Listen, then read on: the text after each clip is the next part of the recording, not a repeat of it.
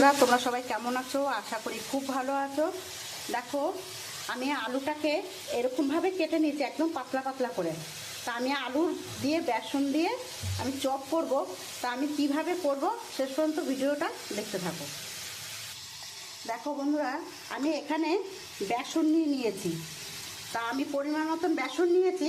আমি এখানে চালের গুঁড়ো নিয়ে নেবো। আমি বেসন আর চালের গুঁড়ো নিয়েছি। এবার আমি এখানে দেখো ধনেপাতা, পেঁয়াজ, কাঁচা লঙ্কা, আদা, রসুন আমি এগুলো দিয়ে দেবো।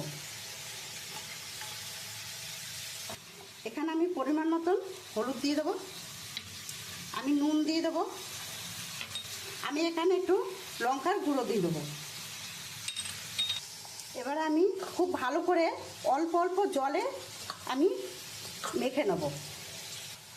দেখো বন্ধুরা, আমি হাত দিয়ে খুব সুন্দর করে মেখে নিয়েছি, পুরো একদম ছাতুর মতন হয়েছে।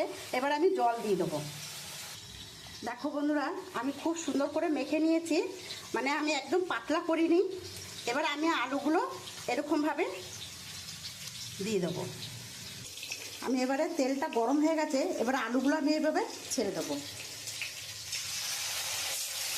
আমি একদম অল্প আঁচে আমি এটা ভাজবো।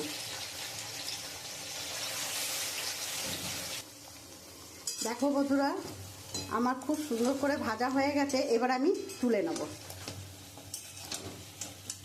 দেখো দেখো বন্ধুরা, আমার আলুর চপ হয়ে গেছে। আমার যদি এই আলুর চপ তোমাদের ভালো লাগে তাহলে একটা লাইক, কমেন্ট, শেয়ার করে দিও। আর দেখো এত সুন্দর হয়েছে, এই দেখো একদম মুচমুচে। ঠিক আছে।